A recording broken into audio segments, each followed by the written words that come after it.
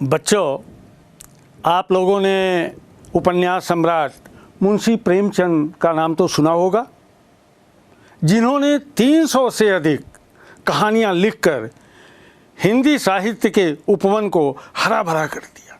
पूरे विश्व में मुंशी प्रेमचंद ने अपना नाम रोशन किया, अपने हिंदुस्तान का नाम रोशन किया, साहित्य जगत का नाम रोशन किया। वही मुंशी प्रेमचंद बनारस ज़िले के, जो उत्तर प्रदेश में है, लमही गांव में पैदा हुए।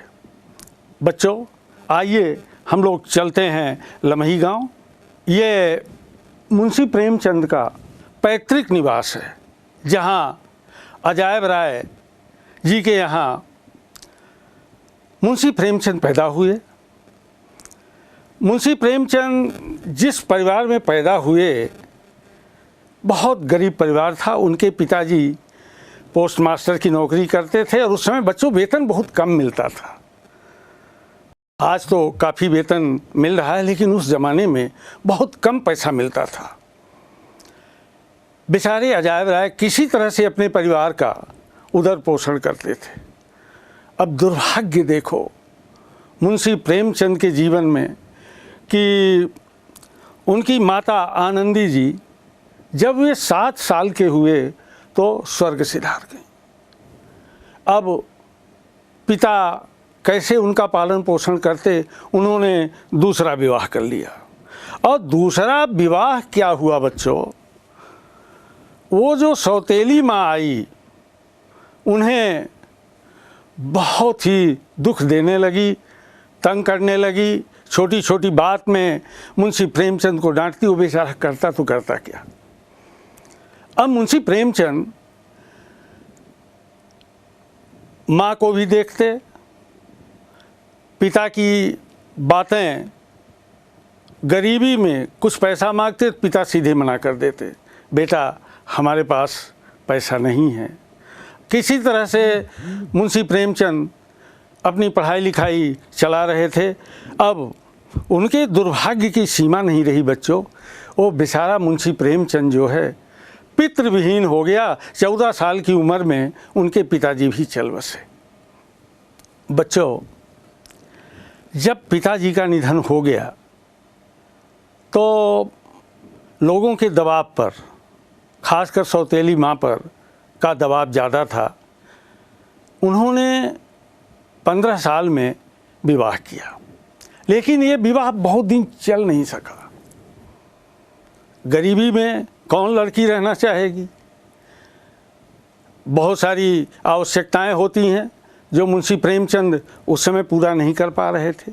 वो चली गई। अब मुंशी प्रेमचंद को एक धक्का तो लगा।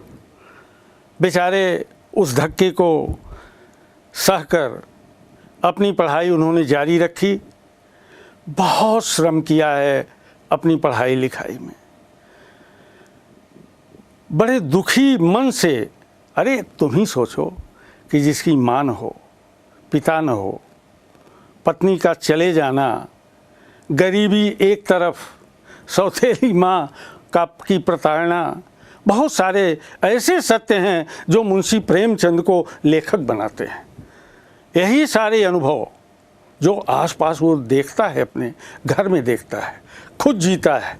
जिस तरह उसने जिया सो कहा सो लिख दिया। अब मुंशी प्रेमचंद कुछ दिनों बाद, इंटरमीडिएट के बाद, वो फिर बीए तक की परीक्षा बड़े संघर्ष के साथ, कठिनाई के साथ वो पूरी करते हैं। बीए करने के बाद उनकी नौकरी अध्यापकीय पद पर लग जाती है, शिक्षक हो जाते हैं। और एक स्वाभिमानी शिक्षक, विद्वान शिक्षक के रूप में बच्चे उनकी बहुत इज्जत करते थे। मुंशी प्रेमचंद के सामने, उनके अनुशासन के सामने बच्चे कभी भी गलती नहीं कर पाते थे। बहुत कठोर थे अनुशासन के मामले में, क्योंकि उन्होंने उस तरह की ज़िंदगी जिया है। जिन कठिनाइयों से गुजर कर बच्चों मुंशी प्रेमचंद आज यहाँ तक पहुँचे हैं, तो उन्हीं की कठिन साधना का ही तो परिणाम है ये। इसके बाद स्कूल इंस्पेक्टर हुए। उन्होंने दूसरा विवाह किया। वे आर्य समाज के पोषक थे। आर्य समाज में रहने के कारण उन्होंने विधवा महिला शिवरानी जी से विवाह किया और शिवरानी जी पढ़ी लिखी भी थीं, समझदार भी थीं। उन्होंने मुंशी प्रेमचंद को जगह जगह प्रेरित भी किया, उन्हें सहयोग भी दिया। और इसी बीच में बच्चों, उस समय आज़ादी की लड़ाई चल रही थी। राष्ट्रपिता महात्मा गांधी के आह्वान पर मुंशी प्रेमचंद असहयोग आंदोलन में कूद पड़े। और मज़े की बात यह बच्चों कि शिवरानी देवी जी ने भी उनका साथ दिया और शिवरानी जी को भी जेल हुई।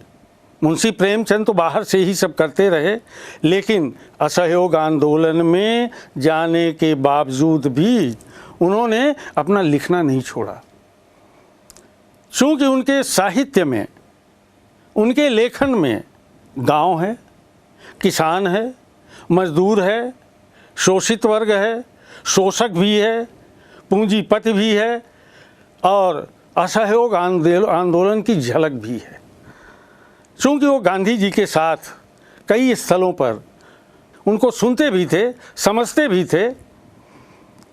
और बच्चों, इसी बीच में उन्होंने उर्दू में लिखना शुरू कर दिया। वे नवाब राय नाम से लेखन करते थे, लेकिन उन्होंने देखा कि हमें उस भाषा का प्रयोग करना चाहिए जो सबकी समझ में आए। तब उन्होंने हिंदुस्तानी भाषा को चुना। हिंदुस्तानी भाषा मतलब हिंदी और उर्दू की मिश्रित बोल चाल की भाषा। हम जैसा बोलते हैं उस तरह से कहें, लिखें तो जनता पर ज़्यादा प्रभाव पड़ेगा। और उन्होंने मन बना लिया कि अब मुझे समाज सुधार के क्षेत्र में लेखन कार्य करना है, अपने किसानों पर लिखना है, अपने मजदूरों पर लिखना है, पूंजीपतियों के जो आडंबर हैं उसे हमें सामने लाना है। और उन्होंने लिखाई पढ़ाई अपनी शुरू की। उनके दो पुत्र, श्रीपत राय और एक अमृत राय। श्रीपत राय बड़े थे, वही अमृत राय जो हिंदी साहित्य में बहुत बड़े लेखक हुए। पिता का पूरा प्रभाव अमृत राय पर पड़ा। मुंशी प्रेमचंद ने जो संघर्ष झेला, जो दुख झेले, वो अपने बच्चों पर नहीं आने दिया।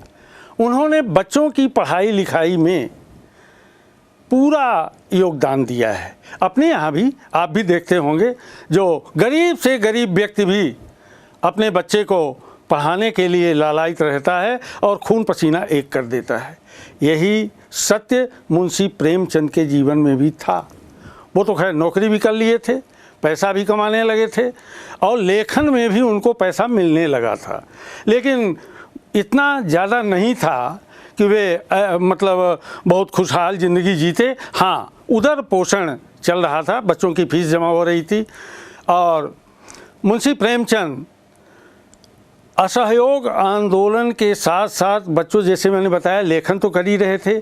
इसी बीच में उन्होंने 1936 में प्रगतिशील लेखक संघ की स्थापना की और लखनऊ अधिवेशन में जाकर उन्होंने सारे साहित्यकारों का आह्वान किया, आप आइए, आज लेखकों को समाज की बहुत ज़रूरत है।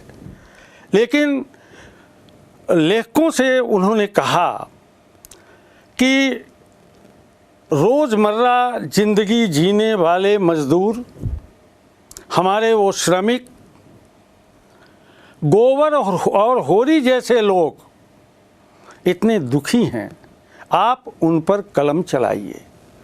और बच्चों, इन्होंने गोबर और होरी को नायक बना दिया, किसानों का नायक। इतना अच्छा चित्र खींचा है किसानों का। घर की जो बूढ़ी माताएं हैं, दाइयाँ हैं, उनके जीवन को देखा तो उन्हें बड़ा दुख हुआ। उन्होंने बूढ़ी का की कहानी ऐसे ही समय में लिखी, बिल्कुल प्रत्यक्ष देखी हुई बात है ये। जो उन्होंने देखा वो लिखा। और जैसे हिंदू और मुसलमानों में कैसे विद्वेष फैलता है, उन्होंने देखा तो उन्होंने पंच परमेश्वर नाम की एक कहानी लिखी कि पंच ही परमेश्वर होता है और न वो हिंदू होता न मुसलमान होता। अलगू चौधरी और जुम्मन शेख की कहानी, ये उनके घर के पात्र हैं, आसपास के पात्र हैं, उन्होंने उनको खूब जिया है, खूब देखा है। तो बच्चों, मुंशी प्रेमचंद ने जो देखा, जिया, सुना, समझा, वही अपने साहित्य में ला करके रख दिया। और इतना श्रम करने के बाद बेचारे इतने दुखी रहते थे, कमज़ोर तो थे ही, स्वास्थ्य उनका बिगड़ ही गया था। शिवरानी जी बहुत सहयोग कर रही थीं, उसके बावजूद मुंशी प्रेमचंद पड़े रहे, लेकिन बीमार अवस्था में भी हंस का प्रकाशन करते रहे। हंस एक पत्रिका निकालते थे वो। और बच्चों, वह भी समय आया दुर्भाग्य से 8 अक्टूबर 1936 को ये हिंदी का महानायक, हिंदी का यह सूर्य अस्त हो गया। चारों तरफ निराशा छा गई, दुख छा गया। मुंशी प्रेमचंद जैसा जिसने कहानी को, कथा को, उपन्यास को नई दिशा दी हो, ऐसा व्यक्तित्व जब उठता है तो साहित्य जगत के सामने अंधेरा सा छा गया। तो बच्चों, इस तरह से हमारे मुंशी प्रेमचंद जी गरीबी में जन्मे, गरीबी में पले बढ़े और गरीबी में ही इस दुनिया से चले गए। वो बार बार कहते थे, देखिए उनका आत्मसम्मान और मेहनत, मैं मज़दूर हूँ, ये उनका स्वाभिमान है, मैं मज़दूर हूँ, मुझे बिना मजदूरी किए बिना भोजन करने का अधिकार नहीं है। मतलब कर्तव्य परायणता, हम जब तक कर्म नहीं करेंगे तब तक हम भोजन के अधिकारी नहीं हैं। और सदा सदा के लिए हमारे उपन्यास सम्राट, कलम का मजदूर, कलम का सिपाही, कथा साहित्य जगत का शिखर पुरुष इस दुनिया से चला गया।